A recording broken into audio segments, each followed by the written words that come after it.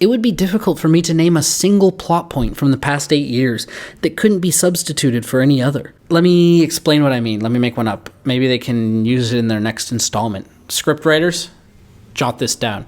Things are progressing around the galaxy. There's some faction we support and some faction that we don't, and one or the other is dominating and one or the other is sort of on the run and in the outskirts. One or the other has some momentary advantage, like a piece of tech or a map or a hostage, which the other wants.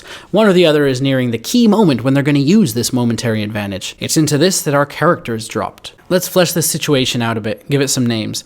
There's some sort of technological thingy or person they need to access.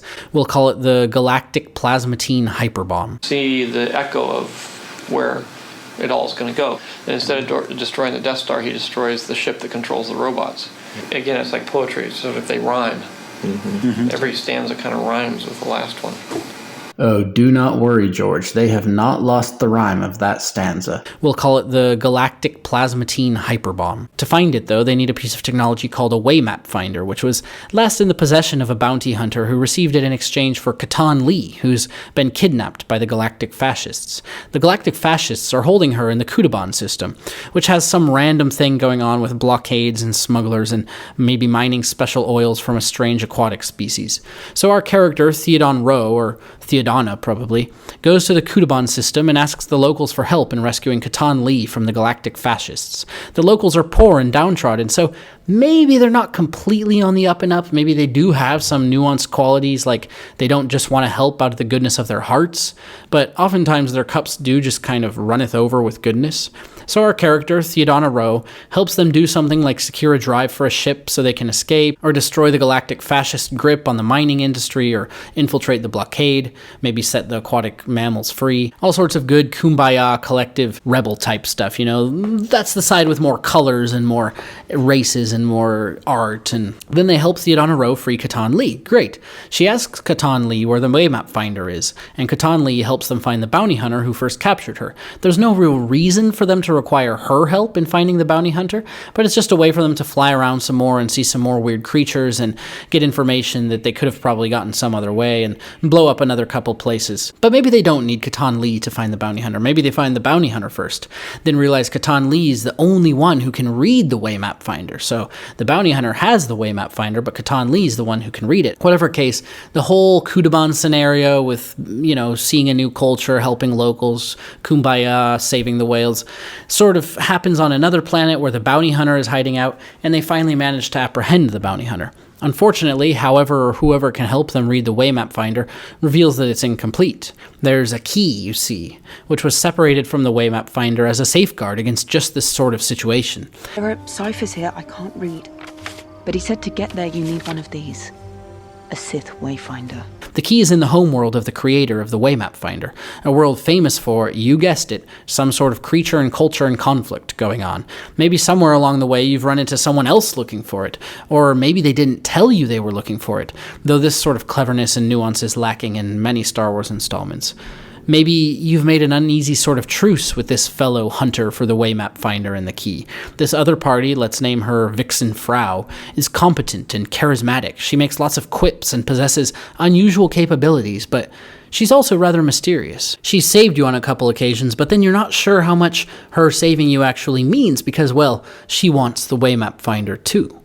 So you go together to the homeworld of its creator, and it's there that Vixen Frau is tempted to betray you, or maybe she actually does betray you. You've developed some affection for her at this point, and it's with an empathetic sort of frustration you track her down and defeat her and prepare to take the Waymap Finder key for yourself. But then she tells you her backstory. She was an orphan. The Galactic Fascists blew up her home to establish a mine. Her parents were forced to join the labor crews, and she was left to fend for herself, maybe spirited off planet by some kindly man who's now sick.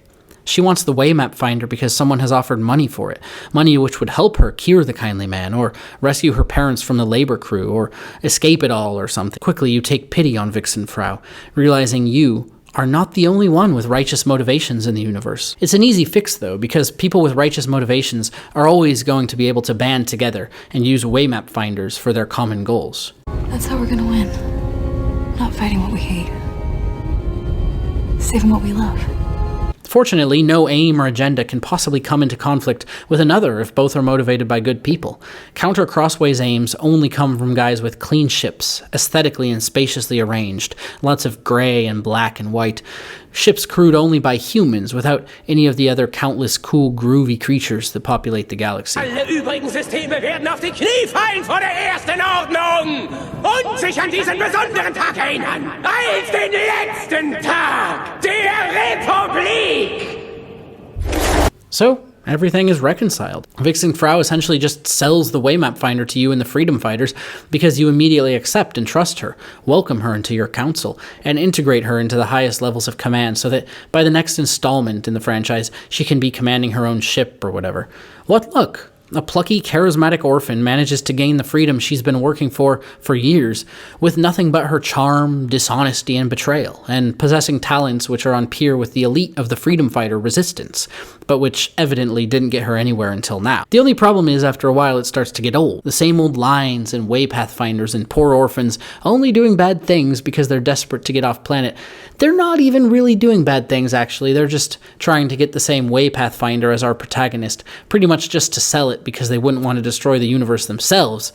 So they fit in perfectly with the freedom fighters. And it just starts to feel old because it's always the same and there's no true character to any of them. So our new bland of plucky, noble pirates finds the key, maybe has to translate something, completes the Waypath Finder, which then leads them to the Galactic Plasmatine Hyperbomb, which, if you remember, was the goal all along, and now they're nice and unified for a final fight to save the world. The enemies, of course, have just sort of been there all along or shown up at exactly the same time and need to first defeat the plucky rebels in order to use the Galactic Plasmatine Hyperbomb. It's written into the very physics of Star Wars, you see, right down there with quarks and gluons in hyperspace and the ability to heal from lightsaber wounds. Well. He is the chosen one. He will bring balance.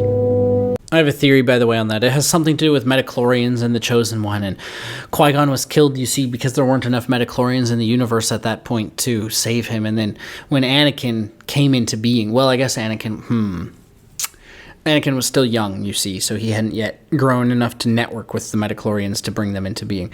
And then once Anakin started becoming more of a thing, he got this like vast interconnected node of midichlorians spreading out from him, interacting with everyone he interacted with and touched, and, you know, the whole galaxy basically was affected by him. He brought balance. So Qui-Gon, you know, now being dead, wasn't able to be healed, but everyone else who's struck with lightsabers is now able to be healed, depending on the needs of the story and the goodness of their heart, because it's all driving the universe forwards towards this balance of the Force. Anyway, alongside those laws of Star Wars physics, there's also this one. The timing of any interesting event is such that it will always coordinate exactly with the timing of other events, involving precisely relevant parties and precisely relevant technologies and locations, such that an interesting climax will occur. Forget about characters that actually have contradictory convictions or traumatic pasts which tweak their goals and perceptions of the world. Forget about anything like real family conflict, complex political and economic motives, anything resembling arcs from lesser to greater virtue, discipline, and capability. Forget about regimes that actually have to function, governance and hierarchies that have to remain stable across multiple worlds and cultures in an age of such destructive technological capability. Everyone knows it's much more noble to fight against a tyrannical regime than it is to design and then sustain a healthy one and to dominate the inner conflict, the inner dark and light within each of ourselves, within our system itself. And it's so much more exciting to fight too.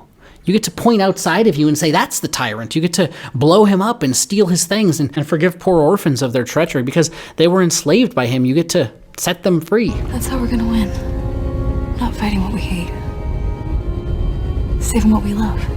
Surely the story which involves the most lightsabers is also the most interesting.